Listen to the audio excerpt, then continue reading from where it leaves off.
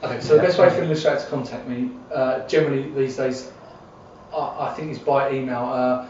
I think just because of the the pressure of deadlines that we have now, it's just easiest to get an email, have a look at it, decide whether I want to take that further or not, and then if I do, I'll usually ask them either to come in or to send more samples.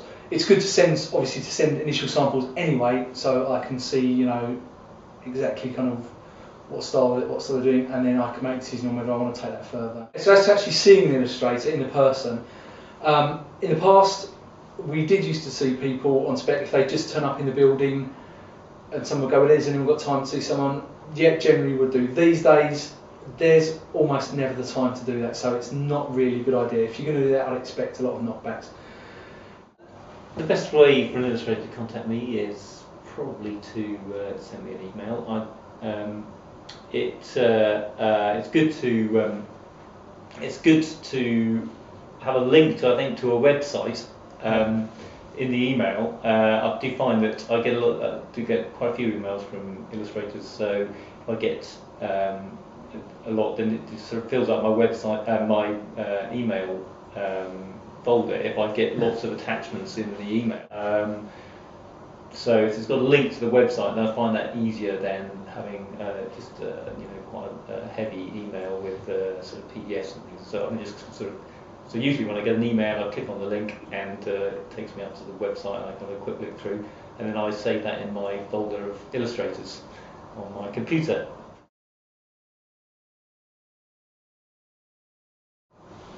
Okay, so the best form to send in samples is usually just either by JPEG or PDF. Either are fine. They don't need to be high resolution. I mean, obviously, the bigger the file size, the more it can jam things up. And the best thing to do is always send something that is representative of what you're best at and what you want to do. There's absolutely no point sending work in that doesn't really represent what you do, because that will almost certainly be the one thing that I'll think, that's what I want, and that's not what I'll be able to get from you. So I will initially send a small amount of work in that really represents the way you work and the kind of work you're interested in doing. I mean, I started out as an illustrator myself, and you kind of find within your style, maybe sometimes you hit upon, you kind of think, yeah, I kind of like what I did there and I'd like to do more of that. Then myself personally, I find it, if you say to me, yeah, I'd like to push things more in this direction, there may be a way that I'm able to use that and help you push in that direction. Would it be a good idea for people to send things in the post? I think if they do something particularly three-dimensional, perhaps it might be worth that. But even so, I think that would probably be better sent as a photograph, and then I think after an email, if this is followed up by a phone call, I'm happy to speak to them on the phone, and even for them to come in and have a little meeting. If I've got time, and it's not, I wouldn't recommend people to sort of come down from Leeds, for example, just to show me their portfolio. But if they happen to be London-based and it's just sort of a quick trip for them, then it put them fresh in my mind. So it could be worth them doing that. Okay, and it's fine to send stuff in by post. Just on the understanding that you're not going to see it again, basically. So don't send anything. Make sure it's all copies. And just as a word of advice, I would stamp anything with you're some kind of copyright or for sample only. So. Obviously we wouldn't do it, but some people out there may, just take, if it's a good quality image, they might just take it and pass it off. So just something to bear in mind there. If you have got a website, and I think it's good to have one, then the sort of thing I would expect to see would be some samples of the illustration in different styles, if that's the way that you work, or I think examples of books that or other magazines or wherever your artworks appear, a few of those. And I really think that keeping any website as simple as possible is ideal. And I find that too much flash and sort of animations and things. Unless, of course, you're an animator and you want to show moving things. I think if you're just showing flat artwork, then there's no need to dress it up, and you can be simply built in HTML, and that's fine. It's great if people have got websites. What I personally like to see in a website, I like to see everything like websites, CVs, portfolios, whatever, is simplicity. I don't really like kind of like really flashy, all singing, all dancing websites or portfolios. I like to be able to see something I can navigate around very simply, find what I need to find, and be able to see it clearly and understand what's being presented to me. I think that's, for me personally, I find that the most important thing. I need to see simply, be able to find simply and see simply whatever the illustrator wants to present. It's nice sometimes to find a website that's really nice and interesting to have a good look around, and that is great.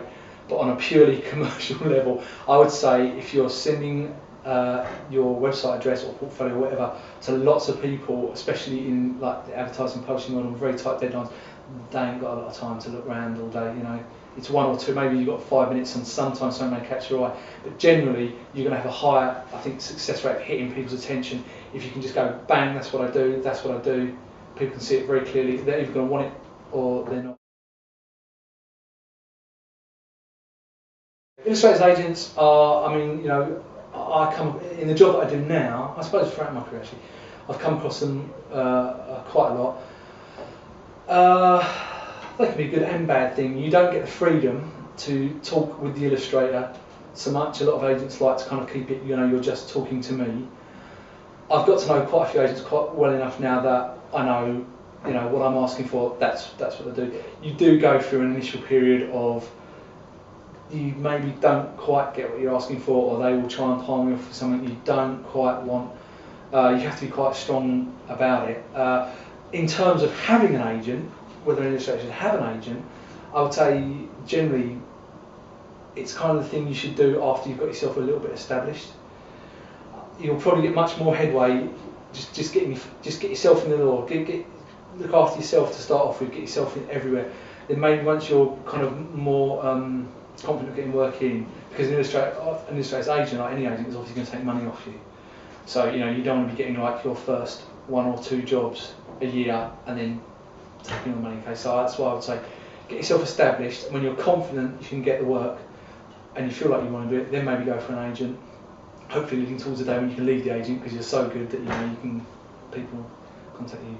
Illustrators agents, I do have contacts with a few of those, and they ring me up every so often, and they will say, you know, what books you're doing at the moment, you know, is there anything we can help you with, and you know, I do find that quite useful. There are agents that do a lot of the work. DK, I think KJ Artists, for example, you know, we've got a fairly big foot in the door here because they're very persistent, and that, you know, persistency does, you know, gets results.